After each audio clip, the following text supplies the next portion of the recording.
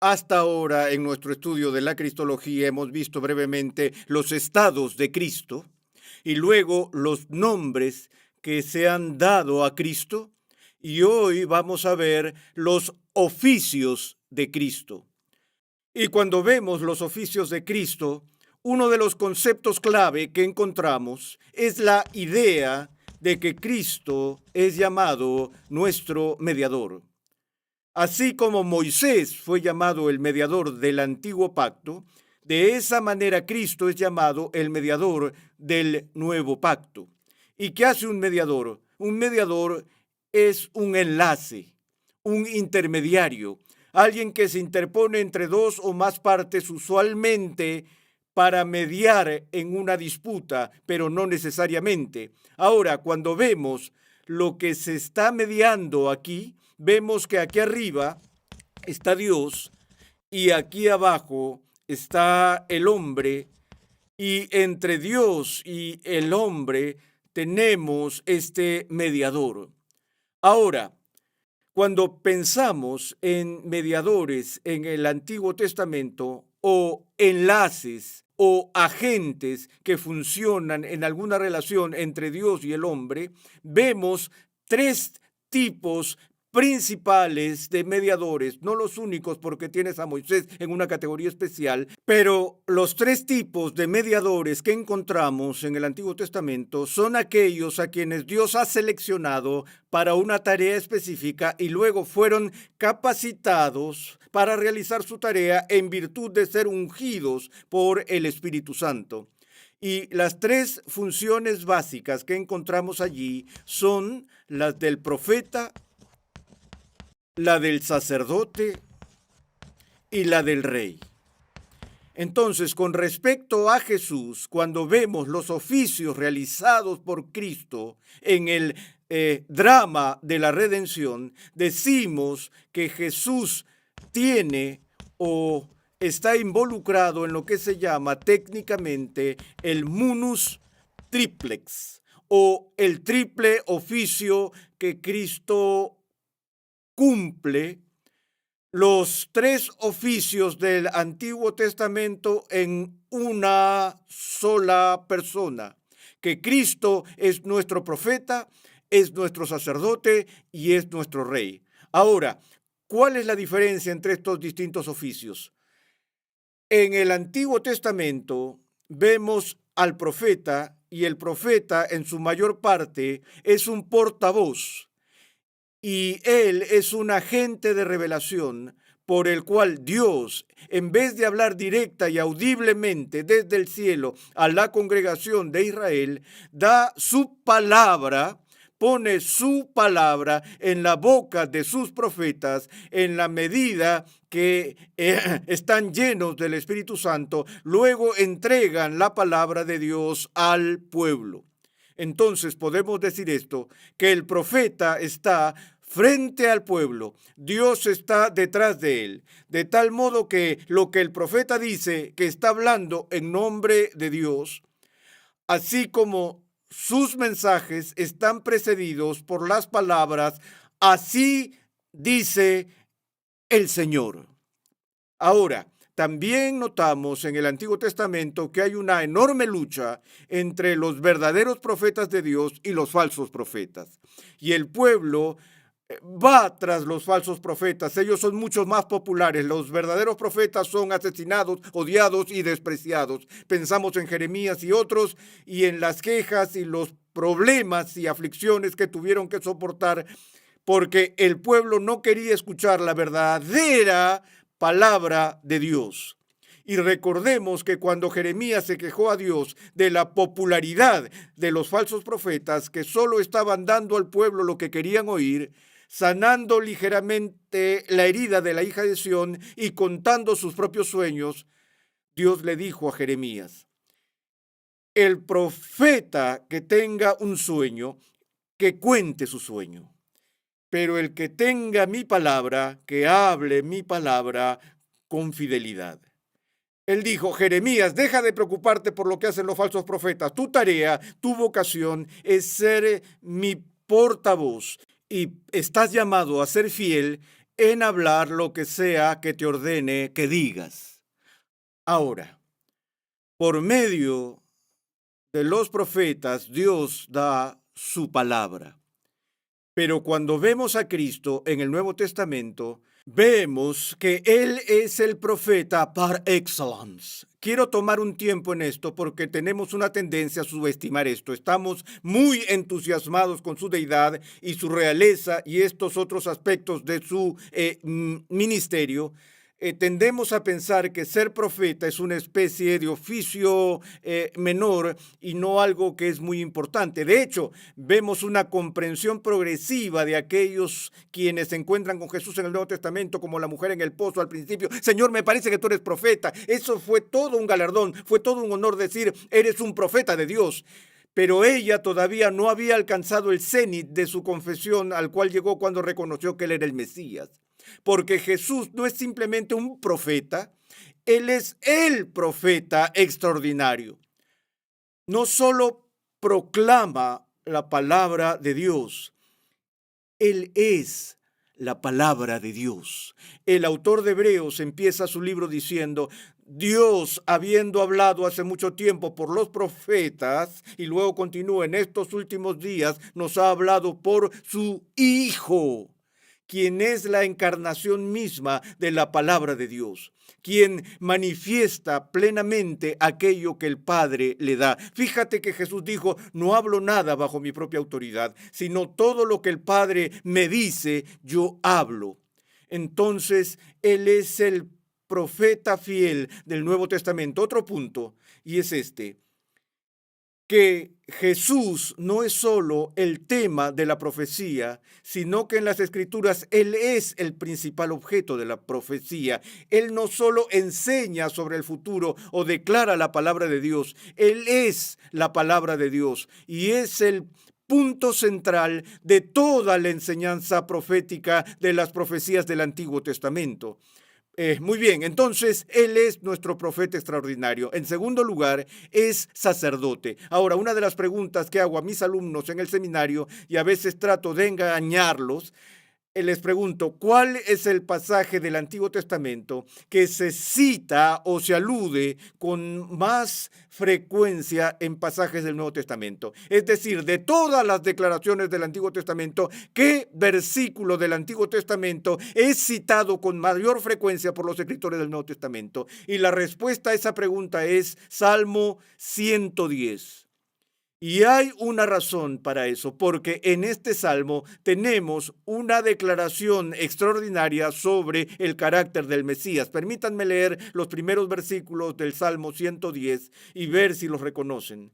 Dice el Señor a mi Señor, siéntate a mi diestra hasta que ponga a tus enemigos por estrado de tus pies. El Señor extenderá desde Sión tu poderoso cetro, diciendo, domina en medio de tus enemigos. Tu pueblo se ofrecerá voluntariamente en el día de tu poder. En el esplendor de la santidad, desde el seno de la aurora, tu juventud es para ti como el rocío. El Señor ha jurado y no se retractará.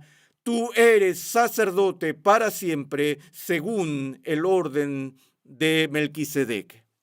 De nuevo, vamos al libro de Hebreos y vemos cuánta atención se presta en el libro de Hebreos al sacerdocio perfecto de Cristo. Ahora, como un mediador en el Antiguo Testamento, en vez del sacerdote dándole la cara al pueblo y siendo portavoz de Dios, más bien la postura básica del sacerdote era que el sacerdote estaba de cara a Dios y de espaldas al pueblo, porque al igual que el profeta, el sacerdote era un portavoz, pero hablaba por el pueblo. Fue él quien vino a interceder en nombre del pueblo. Oró por la gente. Y no solo eso, sino que ministraba en el templo, ministraba en el altar, ministraba en el lugar santísimo, cuando ofrecía sacrificios a Dios por el pueblo. Entonces, notamos que el pueblo, principalmente no traía sus propios sacrificios, aunque hubo ocasiones en que lo hicieron, pero los sacrificios principales eran ofrecidos en el día de la expiación por el sumo sacerdote. Ahora hemos visto que el autor de Hebreos ve en Jesús a un sacerdote que es único. Notamos que en este Salmo 110 se atribuyen dos cosas a aquel de quien se habla. Dice el Señor a mi Señor: siéntate a mi diestra, hará de la tierra el estrado de sus pies. Aquí hay una promesa de realeza que el Padre da al Hijo. Pero en solo un par de líneas más adelante dice: tú eres sacerdote para siempre, según el orden de Melquisedec. Entonces, en este salmo mesiánico del Antiguo Testamento, el Mesías es prometido en ambos sentidos, como rey y como sacerdote. Ahora, y de nuevo, vemos que el autor de Hebreos trabaja el punto de que el sacerdocio de Cristo es un sacerdocio más alto que el sacerdocio que era el sacerdocio ordinario establecido con Aarón y la tribu de los levitas, porque su sacerdocio se remonta antes de Aarón y Leví al de este misterioso personaje Melquisedec. Y nos damos cuenta de nuevo cómo el autor de Hebreos sustenta su caso de la superioridad del sacerdocio de Melquisedec, ya que Abraham está subordinado a Melquisedec y Abraham es superior a Leví, y si Abraham es superior a Leví y Leví está subordinado a Abraham y Abraham está subordinado a Melquisedec, entonces quod era demonstratum, Leví está subordinado a Melquisedec. Ahora, todo este argumento aquí en hebreo se hace necesario debido al linaje de Jesús. Para ser rey y cumplir la profecía del Antiguo Testamento del reino de Dios, el rey tenía que venir de la tribu de Judá. Y David, por supuesto, era de la tribu de Judá. Y Jesús era de la tribu de Judá, siendo de la casa y de la familia en la línea y el linaje de David. Entonces no había duda acerca de sus calificaciones tribales y credenciales para ser rey. Pero de nuevo, en el sacerdocio regular, el sacerdocio estaba restringido a la tribu de Leví. Y Jesús obviamente no puede ser tanto de la tribu de Judá y de la tribu de Leví. Entonces el autor de Hebreos nos dice que su sacerdocio cumple este pasaje. Se puede ver porque el Salmo 110 es tan importante, porque en este salmo se declara que el Mesías sería sacerdote y que no sería un sacerdote levítico, que sería un sacerdote de un orden diferente, de hecho, de un orden superior, a saber, de la orden de Melquisedec. Y ese sacerdocio superior se manifiesta no solo en la perfección moral de Jesús, quien no tiene que hacer ningún sacrificio por su propio pecado antes de entrar en el templo. En el Antiguo Testamento, como hemos visto, en el día de expiación, el sumo sacerdote tenía que hacer sacrificios por su propio pecado antes de poder hacer el sacrificio en nombre del pueblo. Además, su sacrificio tenía que repetirse anualmente. Además, cuando el sumo sacerdote moría, era sucedido por otro. Y lo que el autor de Hebreos nos dice con respecto a la superioridad del sacerdocio de Cristo es que, en primer lugar, no tiene que hacer sacrificios por su propio pecado porque está sin pecado. En segundo lugar, no tiene que repetir su sacrificio. El sacrificio que se ofrece por una vez y para siempre. En tercer lugar, el sacrificio que ofrece no es el de ovejas y cabras, como la Escritura nos dice que la sangre de las ovejas y toros y cabras no quitarán el pecado. El sacrificio que Cristo ofrece es el sacrificio de sí mismo.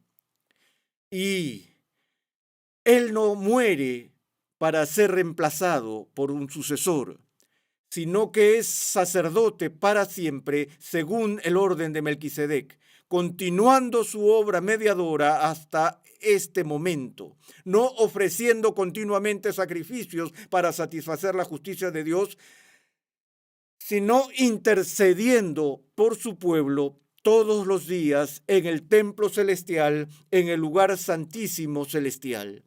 Y tal como vimos hace un momento que en el caso de la función del profeta, que Cristo es tanto el sujeto como el objeto de la profecía, entonces con respecto a la función del sacerdote, es el sujeto y el objeto del sacerdocio.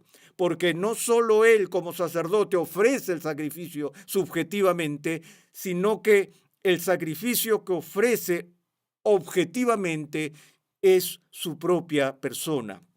Entonces, Él es el sacerdote perfecto y perfecto intermediario ahora y para siempre. Entonces, finalmente, el tercer oficio que encontramos aquí, que también se indica en el Salmo 110 al principio, donde dice, oh Señor, dice el Señor a mi Señor, siéntate a mi diestra, es el oficio de rey. Ahora, tal vez les cueste pensar en el oficio de rey bíblicamente como el de un mediador. Pero si volvemos a las raíces del Antiguo Testamento, es muy importante que entendamos que si alguna vez vemos una manifestación del derecho divino de los reyes, lo vemos en el Antiguo Testamento, porque el rey de Israel no es autónomo.